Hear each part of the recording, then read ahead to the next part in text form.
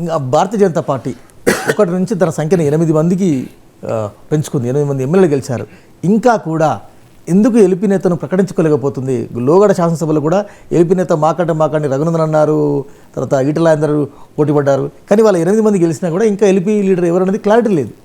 BJP Congress పైన చేసే ప్రధానమైన విమర్శ ఏంటంటే వీళ్ళలో అనైక్యత ఉంటుంది, వీళ్ళు హైకమాండ్ కల్చరు, వీళ్ళు ముఖ్యమంత్రి అధికారంలోకి వచ్చినా తేల్చుకోలేరు. ఇది సహజంగా బీజేపీ కాంగ్రెస్ పైన చేసే విమర్శ. అనేక మంది ముఖ్యమంత్రులు మారుతారు, ఈవెన్ బీఆర్ఎస్ కూడా అదే చేయొచ్చు, బీజేపీ కూడా అదే చేస్తుంది. కానీ కాంగ్రెస్ పార్టీ 48 గంటల్లో ముఖ్యమంత్రి నిర్ణయం అయిపోయింది. అవును, మీకు 2-3 రోజుల్లో ముఖ్యమంత్రి ప్రమాణ స్వీకారం, కేబినెట్ ప్రమాణ స్వీకారం జరిగింది. ఎక్కడ 24 గంటల్లోనే మనకు అర్థమైపోయింది ముఖ్యమంత్రిగా రేవంత్ రెడ్డి నిర్ణయం జరిగిపోయింది. రేవంత్ రెడ్డి నాయకత్వంలో కాంగ్రెస్ ప్రభుత్వం కొలువు తీరింది. కేబినెట్ కూర్పులో కూడా ఎలాంటి ఆలస్యం జరగలేదు. శాఖల కేటాయింపు కొన్ని గంటల ఆలస్యం అయితేనే వార్తలు వచ్చాయి, కానీ శాఖల కేటాయింపు జరిగింది. మంత్రి పదవి రాలేదని ఎవరు అలుగుతలేరు. మాకు నచ్చిన శాఖ ఇవ్వలేదని ఎవరు గులగలేదు. ఇది కాంగ్రెస్ పార్టీ తెలంగాణలో బీజేపీ విమర్శలకు భిన్నంగా ప్రజెంట్ చేసుకోలేదు. బీజేపీ తాము గెలిచిన 3 రాష్ట్రాల్లో ముఖ్యమంత్రులు నిర్ణయించడానికి కాంగ్రెస్ కన్నా ఎక్కువ సమయం తీసుకుంది.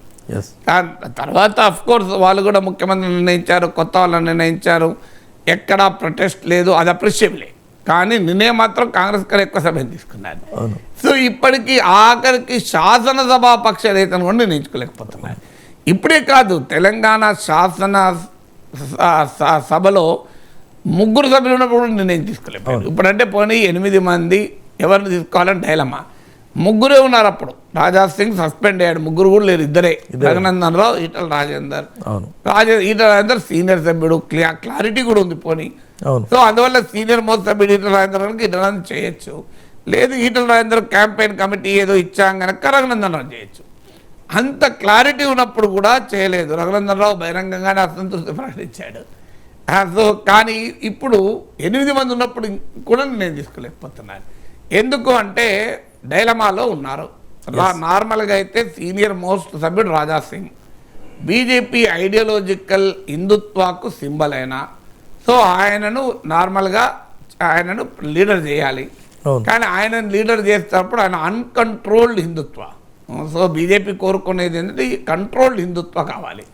ఆయన అన్కంట్రోల్డ్ మిసైల్ ఎక్కడ పడుతుందో తెలియదు, ఎక్స్ట్రీమ్ స్టేట్మెంట్లు ఇస్తుంటాడు, బీజేపీని ఎంబరాసింగ్లో కూడా తెస్తాడు. అందుకే ఇటీవల ఆయన సస్పెండ్ కూడా చేయాల్సి వచ్చింది. సో ఆయన రేపు శాసనసభా పక్ష నేత చేస్తే హిందుత్వ టెంపరేచర్ పెంచడం బీజేపీకి అవసరం. కానీ ఆ టెంపరేచర్ను బియాండ్ కంట్రోల్ కనుక తీసుకెళ్తే ఫిట్స్ వస్తాయి.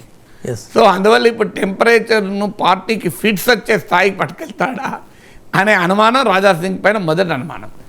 రెండో అనుమానం, ఆయన కొంత అటానమస్ క్యారెక్టర్ ఉన్న నాయకుడు. అంటే తాను నమ్మిన ఐడియాలజీ కొరకు అవసరం వస్తే పార్టీని కూడా ధిక్కరిస్తాడు. ఆయన గతంలో ఆయన అనేక సందర్భాల్లో ఆయన స్టేట్మెంట్ చేస్తే మనకు అర్థమవుతుంది.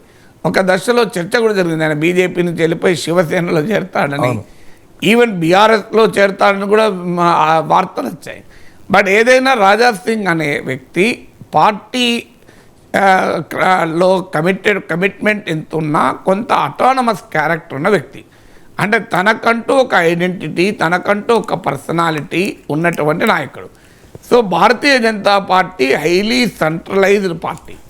అలాంటి సెంట్రలైజ్డ్ పార్టీలో ఇలా అటానమస్ లీడర్ ఉండడం అనేది బీజేపీకి మింగుడు పడిన అంశం. ఇది రెండవది. మూడవది, ఆయన తెలుగు వాడు కాదు, ఆయన నార్త్ నుంచి వచ్చాడు కనుక ఆయన తెలుగులో మాట్లాడినా కూడా ఇతర నాయకుల లాగా ఫ్లూయెంట్ తెలుగు మాట్లాడలేడు కనుక ఆయన హిందుత్వ శ్రేణులకు కనెక్ట్ అవుతాడు తప్ప మొత్తం తెలంగాణ మెయిన్ స్ట్రీమ్ సొసైటీకి కనెక్ట్ అవుతాడా అనేది మూడవ అనుమానం.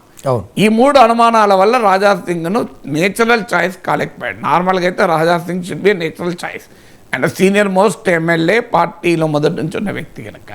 కానీ ఈ 3 ఫ్యాక్టర్స్ వల్ల ఆయనను పార్టీ సహజంగా ఎంచుకోలేకపోతున్నారు. కానీ అదే సమయంలో ఆయన డినై చేస్తే ఆయన ఎలా ప్రవర్తిస్తాడో తెలియదు. హిందుత్వ కోర్ సెక్షన్స్ డిసప్పాయింట్ అయ్యే ప్రమాదం ఉంది. లోక్సభ ఎన్నికలకు ముందు అది అలా తన కోర్ ఐడియాలజికల్ బేస్ ఇప్పటికే బండి సంజయ్ని మార్చడంలో హర్ట్ అయి ఉంది. అవును. అది పార్టీ నష్టం కూడా జరిగింది. ఇప్పుడు రాజాసింగ్ను కూడా డినై చేస్తే కోర్ హిందుత్వ బేస్ హర్ట్ అవుతుందేమో అన్న భయము అనుమానం బీజేపీకి ఉంది. అందువల్ల రాజాసింగ్ను డినై చేయలేకపోవడంలో ఇది మొదటి కారణం. రెండవ కారణం ఏంటంటే ఎవరినో కొత్తగా వచ్చిన అతన్ని పార్టీలో నాయకుని చేస్తే రాజాసింగ్ ఎలా స్పందిస్తాడు, ఆయన అంగీకరిస్తాడా అనే అనుమానం కూడా ఉంది. ఇది రాజాసింగ్ విషయం. ఇక ఆయన కానప్పుడు రెండవ నెంబర్ ఏలేటి మహేశ్వర్ రెడ్డి, నిర్మల్ ఎమ్మెల్యే. ఈయన సెకండ్ టైం ఎమ్మెల్యే. రాజాసింగ్ లాగా ఈయన కూడా కొంత సీనియరు. అలాగే ఈయనకు టికెట్ ఈయన కనుక సభాపక్ష నేత చెయ్యకపోతే ఆయన కాంగ్రెస్లోకి పోతాడేమో అన్న అనుమానం భయం కూడా ఉంది. ఎందుకంటే ఆయన కాంగ్రెస్ నుంచే వచ్చాడు. కాంగ్రెస్లో ప్రోగ్రామ్ ఇంప్లిమెంటేషన్ కమిటీ చైర్మన్ చేశారు. సో రేవంత్ రెడ్డితో సమాన హోదా కోరాడు. అది రాకపోయేవారు కాంగ్రెస్ నుంచి బయటకు వచ్చాడు. సో ఆయనకు చెయ్యకపోతే ఆయన మరి ఎవరైనా కొంతమంది ఎమ్మెల్యేలను తీసుకొని కాంగ్రెస్లో చేరతాడా అనే అనుమానం. ఎందుకంటే కాంగ్రెస్ పార్టీ గర్వాప్సి పిలిపిస్తుంది కనుక. సో అదొక అనుమానం ఉంది. అదే సమయం ఆయన అనుభవము పాజిటివ్ అయితే ఆయన ఎక్కడ పోతాడన్న భయం కూడా ఆయనకు పాజిటివ్ అవుతుంది. కానీ అదే సమయంలో ఆయన పార్టీలో రాజాసింగ్ లాగా పార్టీ ఐడియాలజికల్ కోర్ ఎలిమెంట్ కాదు. కానీ ఆయన ఉత్తర తెలంగాణ నుంచి వచ్చాడు. అక్కడ నుంచే 8 సీట్లు వచ్చాయి. గ్రామీణ ప్రాంతానికి పార్టీ విస్తరించాలి. ఆదిలాబాద్లోనే మంచి విజయాలు సాధించారు. ఈ ఫ్యాక్టర్స్ అన్నీ మహేశ్వర్ రెడ్డి కలిసి వస్తున్నాయి. మూడవ వ్యక్తిగా వెంకటరమణారెడ్డి. ఇతను జైంట్ కిల్లర్. అంటే కేసీఆర్ను తాజా మాజీ ముఖ్యమంత్రిని, ప్రస్తుత ముఖ్యమంత్రిని, అంటే ఇప్పటి సభలో ముఖ్యమంత్రిని, ప్రతిపక్ష నేతను ఇద్దరిని ఓడించే నాయకుడు. కానీ అసెంబ్లీకి కొత్త. కానీ ఆయన ఆ నేపథ్యం, ఇద్దరిని ఓడించిన నేపథ్యం ఆయనకు అనుకూలంగా ఉంది. సో అందువల్ల ఈ ముగ్గురి మధ్య బీజేపీ తేల్చుకోలేకపోతుంది. వాస్తవంగా 3 ఎంపీలు పోటీ చేశారు. ధర్మపురి అరవింద్, బండి సంజయ్, బాపురావు.